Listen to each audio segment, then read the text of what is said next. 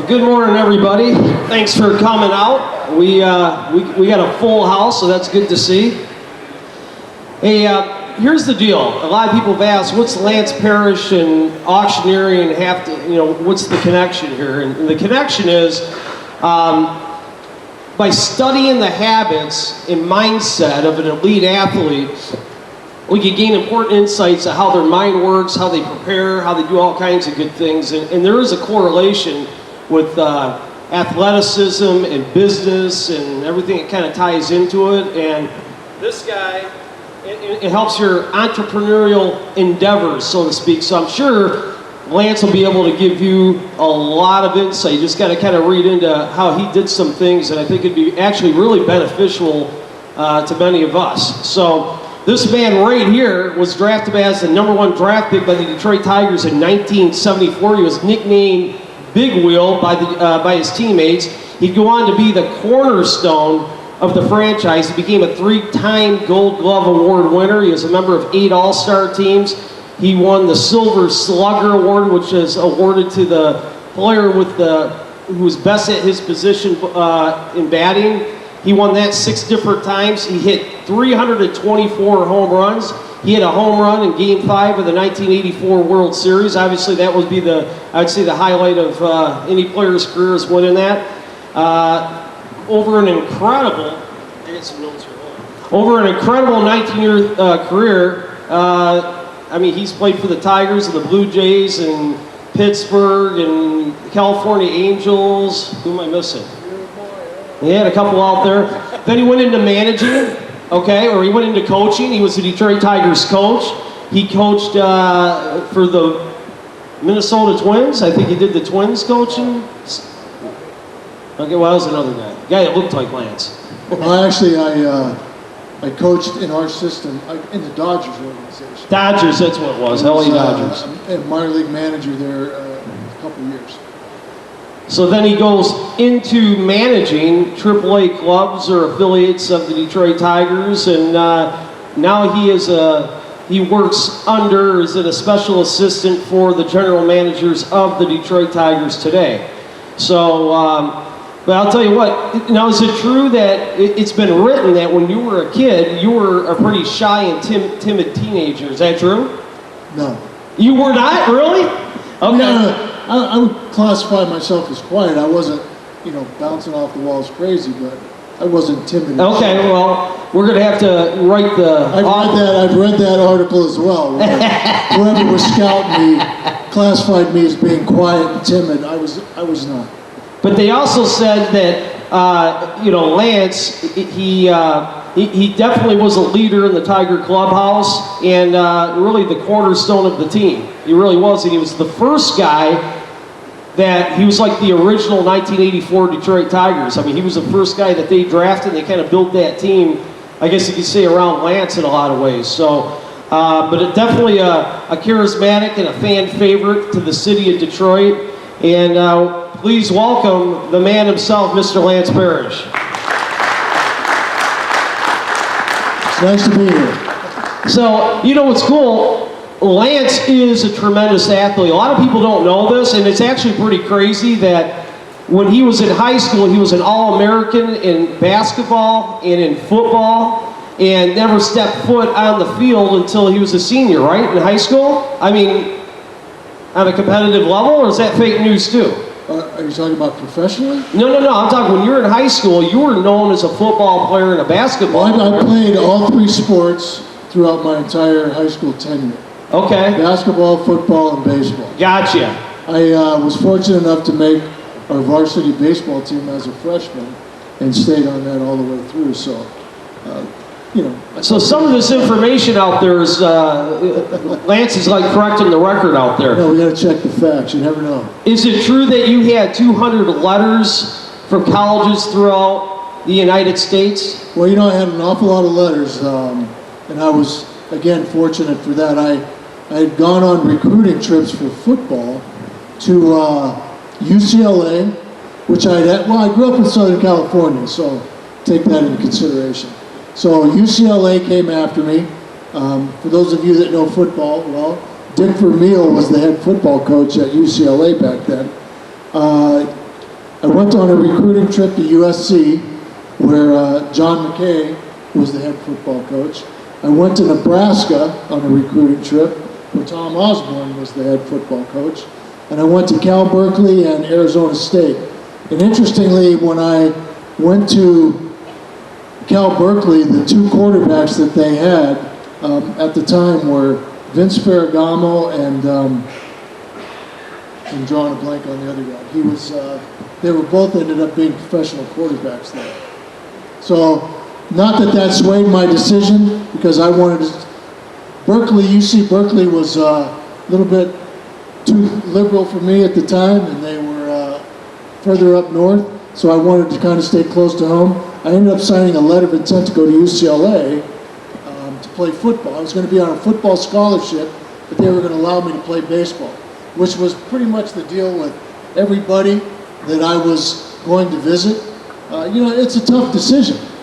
You know, guys kind of pour their hearts into that whole recruiting deal, and to have to tell somebody that I was going somewhere else at the time, I realized business is business, but for me to have to tell the coaches that were coming down to visit me, or I went up to see them for quite a long time, that I was not going to go there, it was kind of, in that regard, it was very difficult for me to do. But, you know, UCLA was my pick, and ironically, 2 years later, Alan Trammell signed a letter of intent to go to UCLA and play baseball there as well, and neither one of us made it to UCLA. We both signed with the Tigers out of high school.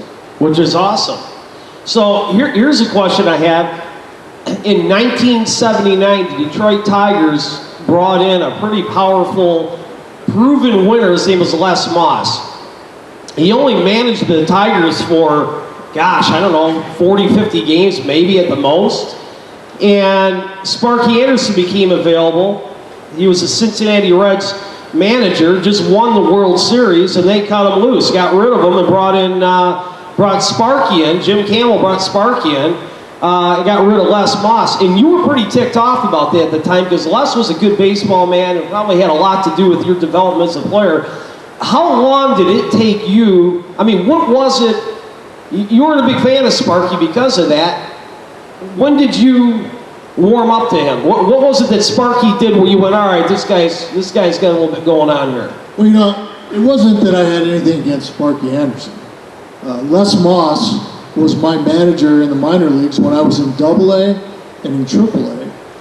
And, you know, he ended up managing the Tigers for a short period of time. But I have said this, if it was not for Les Moss, I don't believe I ever would have made it to the major leagues.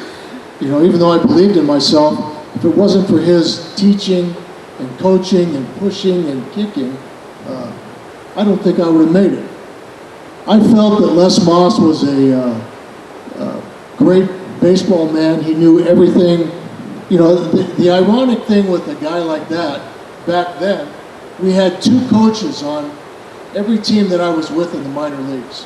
Whereas now they have multiple coaches and roving instructors and coordinators and guys who are always coming in and out of town.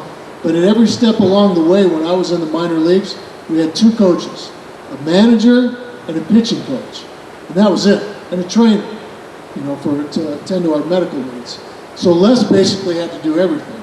And he knew, I watched him not only coach me as a catcher, but our infielders, our outfielders, our pitchers, and he always seemed to be able to push the right buttons and know the right things to say and do the right drills to make guys better. I was just always very impressed with that. So I was hoping that he would get an opportunity to manage at the major league level, since we were at a time rebuilding and Ralph Houck had just left, and you know, he was the guy. We won my first year with him in AA Montgomery, Alabama. We won the Southern League Championship. And the next year in AAA, they moved him up, and I went up with him. We almost won the AAA crown that year. They gave him an opportunity to manage at the major league level. We had just come off a West Coast road trip, and we had just gotten a record over 500.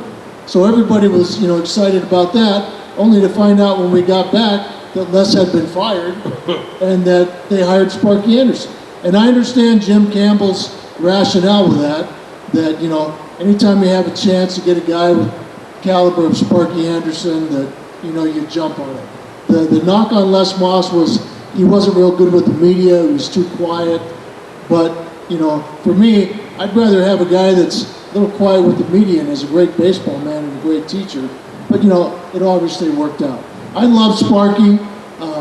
Didn't take me very long to warm up to him. He was a great manager. We all, have great stories about Sparky. And obviously, he was somewhat of a sage. And when he first came over, he told everybody, we'll be a world champion team in 5 years. And bingo, he hit it right on the nose. So. Now, here's Lance, you're a bit of a trailblazer because, and I thought it took a lot of courage when you read this. You've told this story before. They were against you. I mean, you were a workout fanatic. I mean, this guy took his weights on his honeymoon, for crying out loud. I mean, he was a workout fitness guru, and by the look of him, he still is.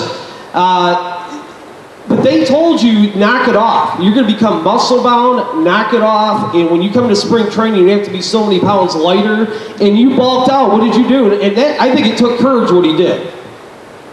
Well, it's taken some time for baseball to catch up, in the world of exercise and weightlifting, and I understand the whole process behind it. If I heard it once, I heard it 100 times from Sparky that Pete Rose, he never saw Pete Rose lift a weight, or he never saw Johnny Bench or Al Kaline or anybody. But during that time when I was developing as an athlete in high school, probably my two favorite coaches in high school and the guys that had the biggest impression on me were both weightlifting fanatics. So, as we mentioned, I played football in high school, and weightlifting was a big part of that. But they had convinced me that, if I lifted weights properly and I stayed flexible, that it would only benefit me. And I bought into it.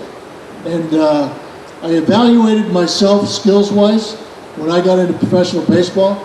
I knew I was never going to outrun anybody, but I could try to make myself stronger and hit more home runs and be more durable behind the plate than anybody that was competing with me for my job. So that's the way I looked at it. I didn't want anybody taking my job. Every year it's a competition and organization. If you're paying attention to baseball, you see how many people come through, professional baseball organizations on a yearly basis. They draft new players every year. They have to make room for those players, and other guys have to get, moved aside or out of the organization altogether. So I made up my mind at an early stage that I was going to do whatever I could to keep my job. So I worked out. I worked out like a fanatic, and I got grief from Sparky quite often. But I think in 1982 is the year you're referring to. In 1981, at the end of the season, Sparky went around the clubhouse and told everybody, I'm giving you a reporting weight to spring training. And for every pound that you're over that reporting weight, you have to pay $100, which doesn't seem like a lot of money, but back then, $100 is $100. So my reporting weight was 220 pounds, which I never played at 220 pounds. I was always right around 230, to be honest with you. So I looked at him and I haven't been at 220 the entire year, and I've been catching all year. And he said, well, I just think if you get a little leaner, it'll make you a little bit more agile, a little bit more effective. So I went home and probably worked out harder and more than I ever had up to that point. When I got to spring training in 1982, I got on the scale in the trainer's room and I weighed 248. So, and I was not heavy. I was heavier, but I wasn't, out of shape. I was in great shape. I was lean, and I was very strong. He got on me immediately, said some things in the paper that I didn't appreciate. But that year I went out and set a American League home run record for catchers. So after the season was over, when that issue was revisited, all he had to say was, well, let's just put it this way, it's not for everybody. Okay? But just, one last thing. When I was coming through the minor leagues, there was not any weightlifting. There was not any strength and conditioning people involved in any of our programs. Okay? Today, every team in our system, every team in everybody's system, throughout the minor leagues and major leagues, number one has a strength and conditioning coach, and they all have weight rooms that they have to visit on a daily basis. They all have personal programs that they do. They just built a new facility down in Lakeland, where our spring training site is. It looks like a Gold's Gym, okay? So there was a day when that was taboo, but now everybody in baseball does it and sees the benefit of it. And I would like to think that I was somewhat of a pioneer in that regard. So they can all thank me very much. So I want you to solve one of baseball's greatest mysteries. I figure you're the right guy to do it. There's a game, and I was talking to Jack Morris, it was between the Oakland A's. Two guys on the Oakland team stole home base. They stole home plate, and Jack says it's your fault. Your chance to... He says it's my fault. He says it's your fault. So here's the deal. So we're playing the Oakland A's in Oakland in the early 80s. Billy Martin was the manager of the Oakland A's. So it's a day game. It's very hot out. And Jack is pitching, and he's not pitching very well. I would say somewhere around the second or third inning, they got a guy on third base. I believe it was Wayne Gross, who was their third baseman. And Jack Morris, who we all know, or if you don't know, you should know, at that time was very stubborn, wouldn't listen to anything anybody said, for the most part. He was pitching, and he has a big, deliberate windup that's kind of slow. So as you know, when a pitcher, when there's a guy on base or there's a guy on third base anymore, most guys come to a set position, okay? That's what you're supposed to do. Jack was pitching from a windup, where you just get the ball going from the windup. So they noticed, they were paying attention to the fact when guys were on base or guys on third, he was going from a windup, and it was taking him a long time. So anyway, all of a sudden, he goes from a windup on one of the pitches, and here comes the guy from third base, and he steals home. Jack tried to speed up his delivery, and the ball, he threw it wide, the ball bounced, I couldn't pick it, the guy was safe. So, fast forward a couple innings, we have the same situation, a guy on third, and less than 2 outs, and Roger Craig, our pitching coach, comes out of the dugout. So he comes out to the pitcher's mound, I go out there, we're having a little powwow.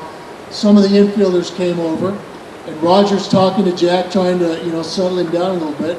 And he says, Jack, I want you to pitch from a stretch. And Jack says, I'm not pitching from a stretch. He goes, I'm going to pitch from a windup, and this guy is not going to steal home run. And Roger said, Jack, I want you to pitch from a stretch. And Jack goes, I'm not pitching from a stretch. Pitching from a windup. So this went back and forth, and we're, the rest of us are standing there just looking at him like, okay, well, let's see who's going to win this battle. Well, Roger kind of stared him in the eye for a second, turned around and walked back in the dugout. Everybody gets back in position. Jack's got the ball. As soon as he starts his windup, here comes the runner. Dwayne Murphy, I think, was the runner. And Jack tries to speed his delivery up again, throws the ball like 2 feet in front of home plate, and it bounces off, kicks off my glove, and goes to the backstop. And the run scores. Now I look over in their dugout, they're all laughing at us, because we're getting our butt kicked, and they're embarrassing us to boot. So now we finally get out of the inning, and when we get out of the inning, I'm pretty hot, because didn't happen just once, it happened twice, and they're laughing at us.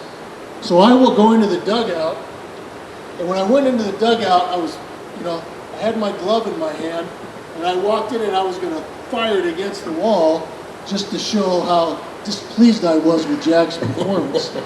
And when I went to throw it, right when I was getting ready to let it go, I noticed that there was a pipe running down the back wall of the dugout, and right where my glove was going was a spigot on that pipe.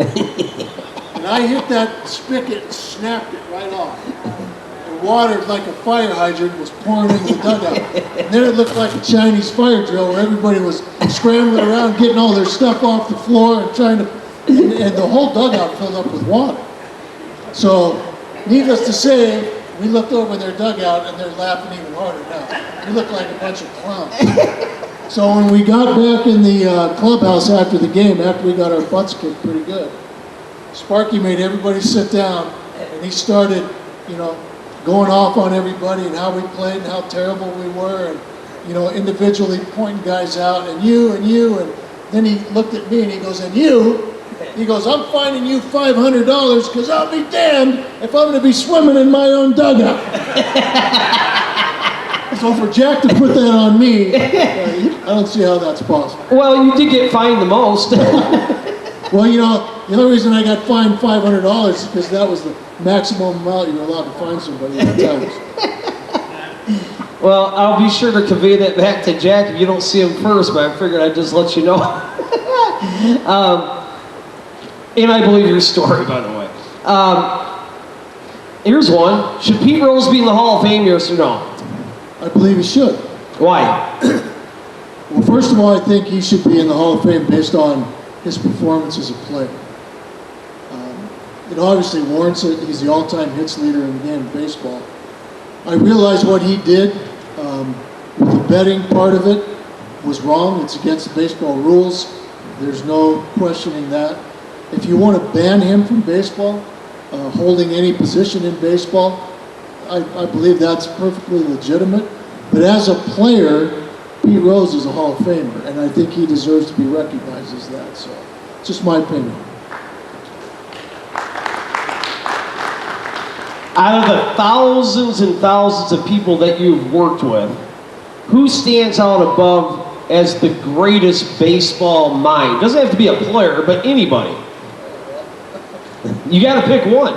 Greatest baseball mind? The greatest mind in baseball. Oh my goodness. How about top three? How about what? The top three. Are you talking players or? It could be a manager. It could be a manager. Could be a player. I'm not saying like the best baseball player, but somebody that really saw the inside of the game and had a kind of a different approach, maybe. Somebody where you looked at and went, "Wow, that's interesting," or they made a ridiculous trade and it turned out to be a great trade. Probably the guys that I would have to lean towards in that particular department is managers. People that shape and mold a team, are able to handle a clubhouse, know the game inside and out, are able to push the right buttons.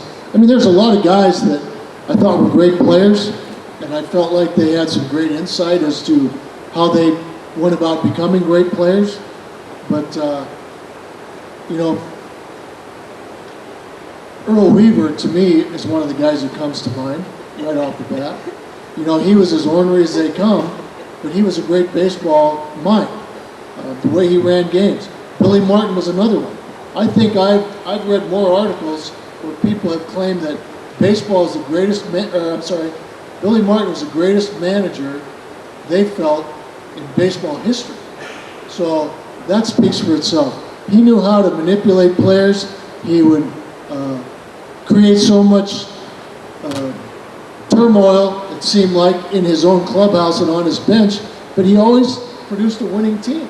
And teams always, no matter where he went, he always turned whatever team he was there to manage into a winning ball club. And for me, that takes exceptional skill. Jim Leland is another great baseball mind, in my opinion. As far as players go, I would look to guys like, George Brett, Mike Schmidt, Tony Gwynn. You can't be that good without not having a great mind.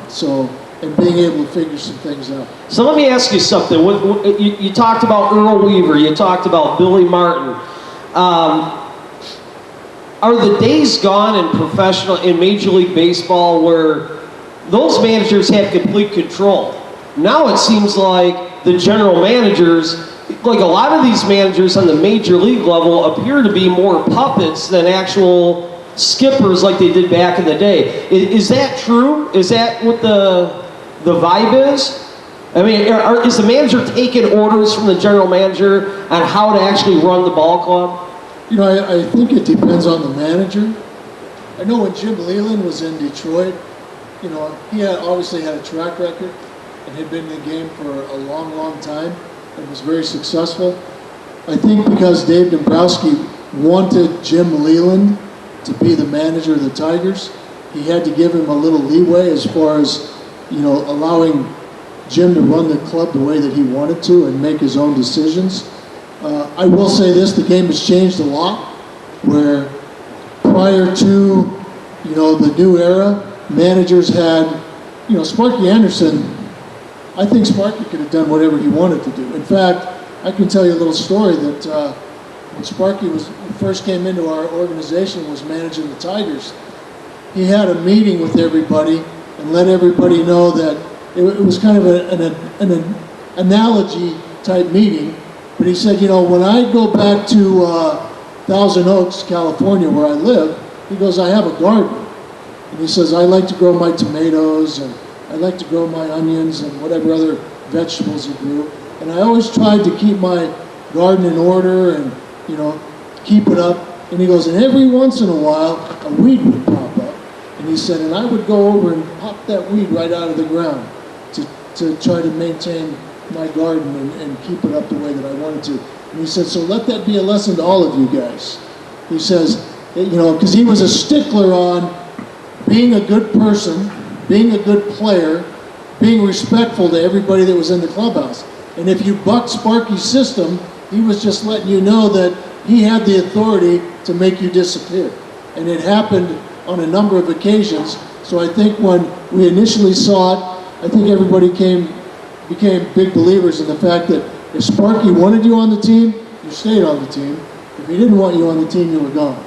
And I don't think managers today have quite that much authority.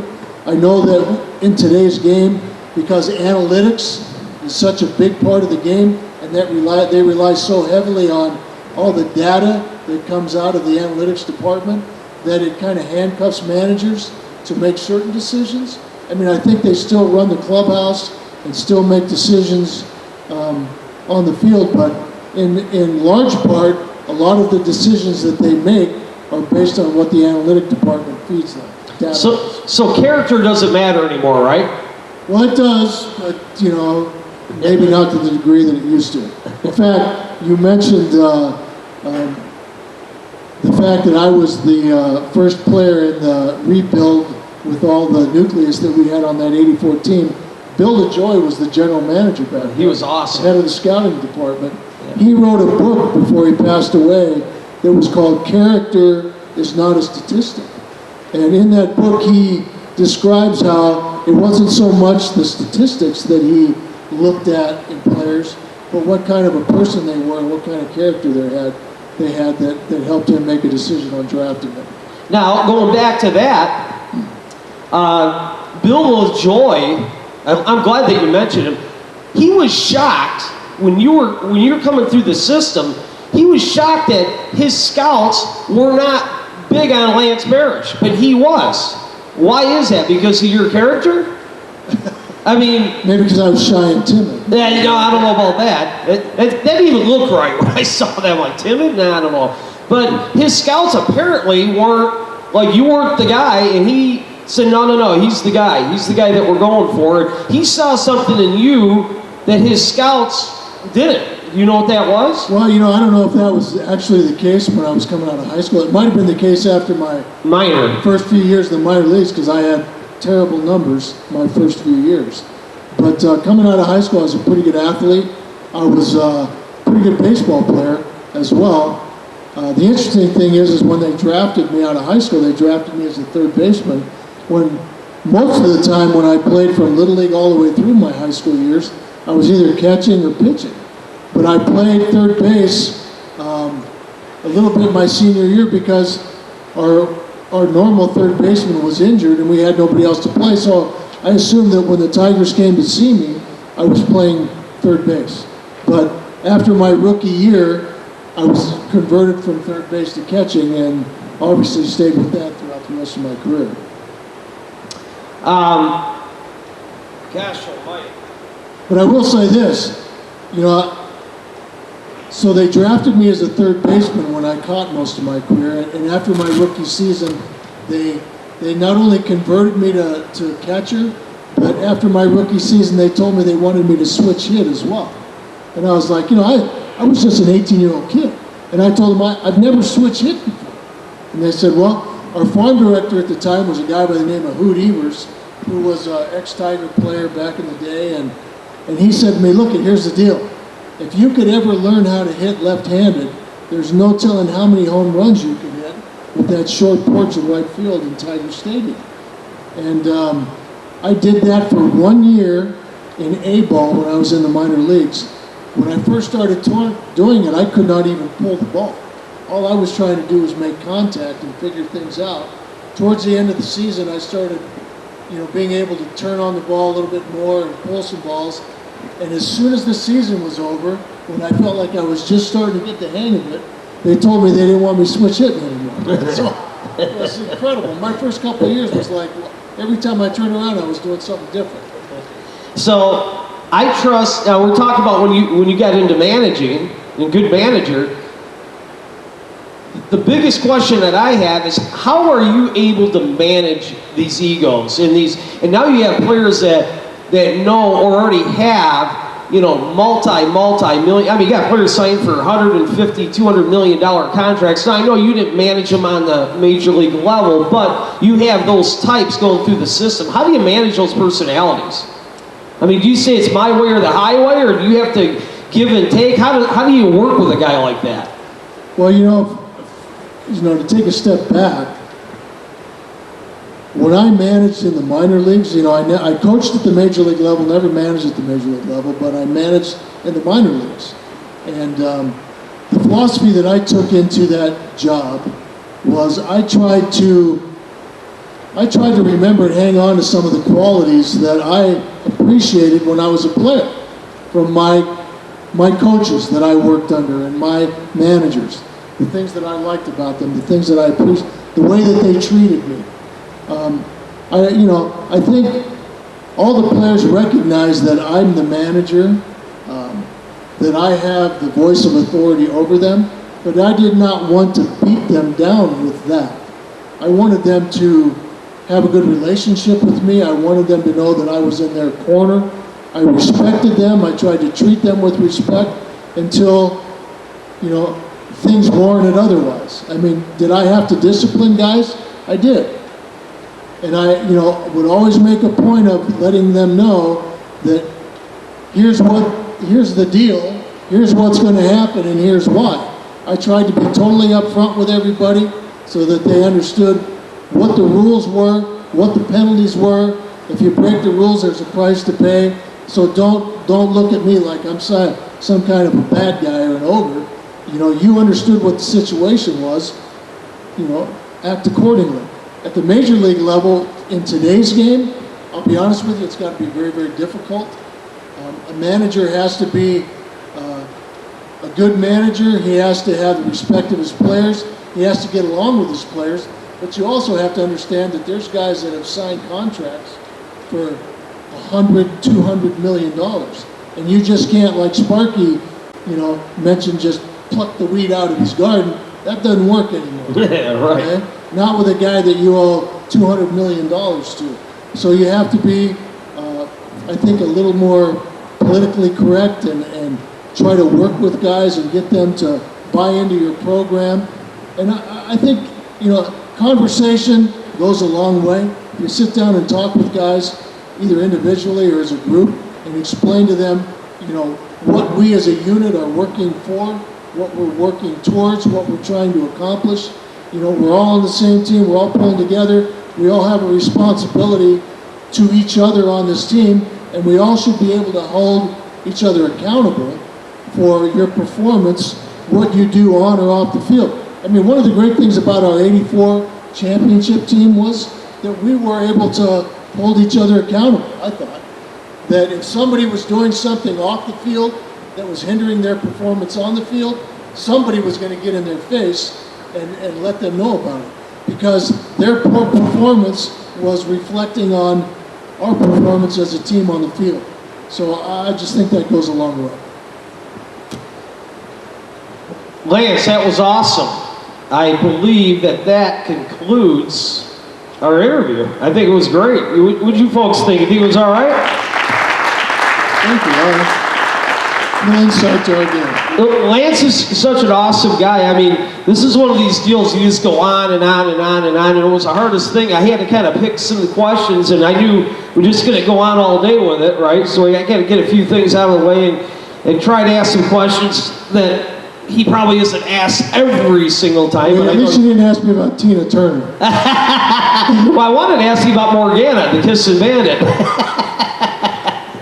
So, you know what? He also, I think my favorite thing that Lance did in his career is he had a cameo appearance on Different Strokes, a TV show. I looked like heck trying to find that episode. I couldn't. Well, you know, winning a World Series opens a lot of doors. So. What you talking about, Lance? So, ladies and gentlemen, thank you. Hey, look, Lance is going to do some signing here in a little bit, and you have anything you want to get done, this is the opportunity for it. Absolutely, I can do it. What's that? We have time for what? Whatever. Anybody have any questions you want to ask Lance?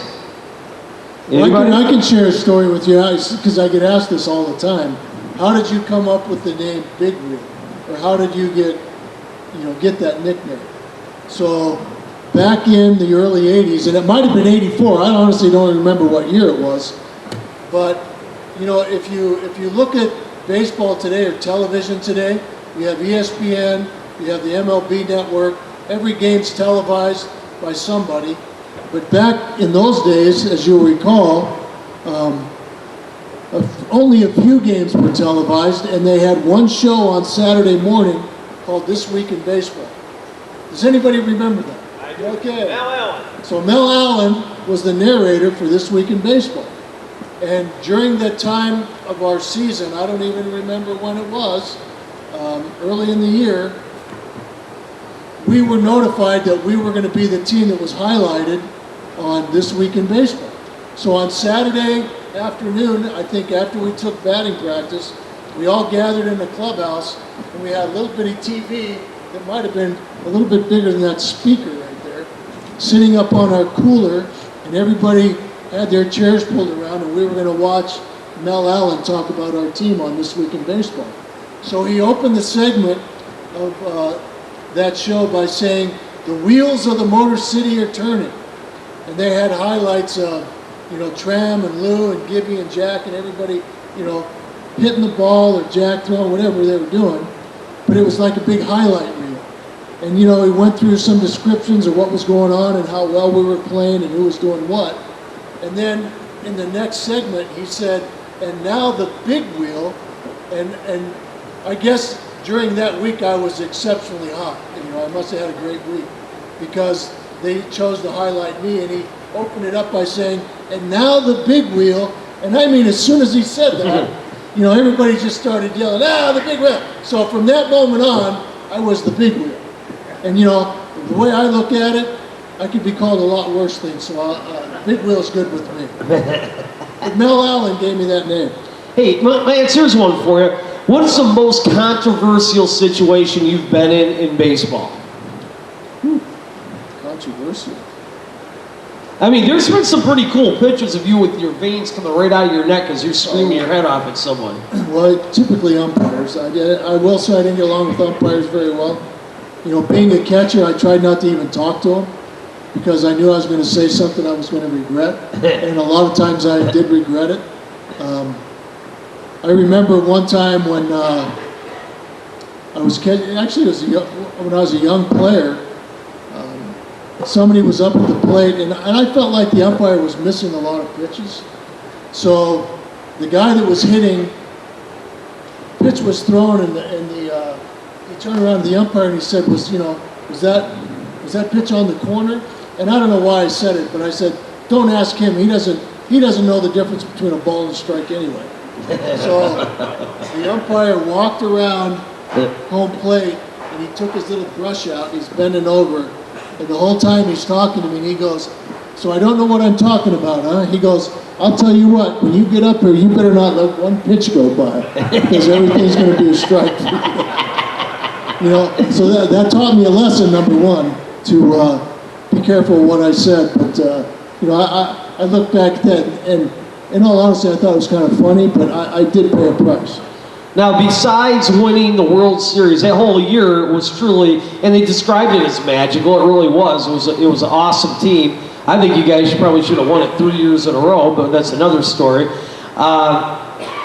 Besides the '84 season, what would you consider, what stands out to you is your greatest highlight in your career?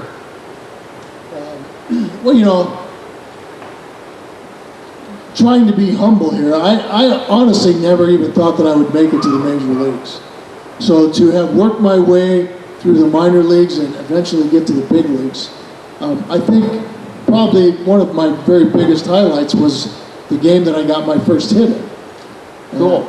The very first game that I played, I was a September call-up in 1977, and Lou Whitaker and Alan Trammell, all of us came up at the same time.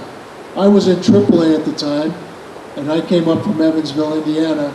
Lou and Alan came up from AA, Montgomery, Alabama, but we all came up at the beginning of September. So the very first game that I played in, the very first game that I started in, they had a left-handed pitcher on the mound facing us, and because I was a right-handed hitter, you know, the first time I got up, I grounded out to second base. The second time I got up, I lined out to center field. And then they brought in another pitcher who was right-handed, and I got taken out of the game because the other catcher on the team, if you remember, was Milt May, who was left-handed. So I got pulled. The next game I played, I got my very first hit, which was kind of a highlight, low-light moment for me. My very first hit was a ball that almost hit my hand on the bat. I jammed myself so bad that when I watched the ball come off of my bat, it was like it was in slow motion, and it went just over the pitcher's glove. He jumped up and tried to catch it, and it just made it over the top of his glove, and it actually landed in between the pitcher's mound and second base in the grass and just sat right there. And I beat it up. So that was my first major league hit. So as you well know, when you get your first major league hit, they call timeout and they throw the ball out of the game so you can keep it as a souvenir. So they, you know, I kind of had to hang my head a little bit in embarrassment when I was on first because they called timeout and threw the ball out of the game into the dugout, and they brought it into the dugout to give it to me later. So when the inning was over, I went back into the dugout to put my gear on, and somebody, well, I don't even remember who it was, walked up to me, and they handed me my ball that said Lance Parrish, first major league hit. They had the date on it, and who the pitcher was, and they had Band-Aids wrapped all over it. Yeah. Do you still have it? I still have it. But in that same game, the next time I got up, I hit a double with the bases loaded and cleared the bases. And then the next time up, I hit a home run to right field. And then the next time I got up with the bases loaded again, and everybody gave me a standing ovation when I came up to the plate, which was awesome because my parents were in the stands. It was obviously a big moment. And I hit a fly ball to right center that the outfielder caught on the warning track. So, I mean, I had a great day, but I could even have had a more amazing day if somehow that would have fell in. So yeah, that was an awesome day for me. Now, you still do it, but not to the extent, you know, during your playing career. How wearying is it, man? You're on the road you're on the road for what, 7 months out of the year, right? I mean, was that just... A lot of road time. Was that... You got used to it, but was there times where like, oh my gosh, man, let the season be over? I mean, did that get wearing towards the end? Well, I mean, I loved what I did. Honestly, I enjoyed playing baseball as much as anybody. You know, being on the road a lot was, you know, a little wearisome at times. I became a master packer of a suitcase, though, I can tell you that. The only thing that really bothered me was when I got married and we started having kids. Being away from my kids all the time was something that I did not enjoy, nor does any ball player that's playing enjoy. Unfortunately, you know, your job takes you where it takes you, and there's really no way to make up that time. But, you know, having the quality time at home and trying to make up for, you know, family time in the off season, taking the kids on trips and whatnot was always a great thing. In fact, as they got older, we would bring them on the road with us on occasion so that we could go see different parts of the city. And, you know, actually my kids are very well rounded because they got to see just about every part of the country. And one thing the '84 season brought me was my daughter. And in 1984, between our second and third playoff games, when we were playing Kansas City, my daughter Ashley was born. I told my wife, because I was there for our first two children being born, both boys, I said, if you don't have this baby on our off day between our second and third playoff games, I'm not going to be there. And don't ask me to be there. So fortunately, it worked out that we played the first two games in Kansas City. We flew home to Detroit. We had an off day, and on that off day, she was induced because she was full term anyway. So she had our daughter. We went to the ballpark the next day. We beat Kansas City, and we're on our way to the World Series. My wife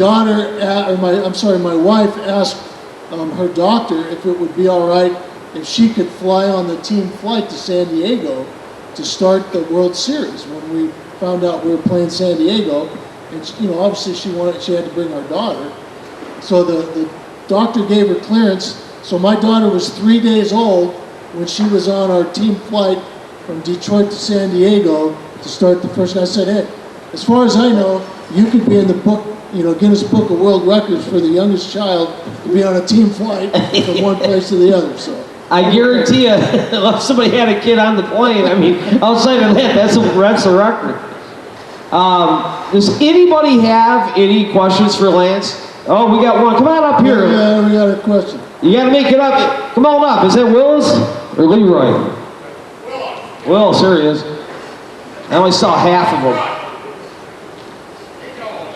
There you go. See, if you knew you were going to have to do this, you probably wouldn't have wanted to ask. With Kenny, you never knew what's going to happen. I do have a question for you. However, I do remember just being a kid at about back in the 1984 World Series in Detroit. I did follow the Tigers quite closely, and I remember you very well. So it's great to have you here today. But the question I had for you was, what advice would you have for us as professional auctioneers concerning mindset that you would have used in your baseball career? That is a very good question. Well, we are in the age of information right now. That's the way I look at anything that I would approach. I think I mentioned earlier that when I was coming up and I was playing, I tried to identify what my strengths and weaknesses were, and I tried to pay attention to the strengths and weaknesses of the guys that I was competing with and the guys that I was competing against.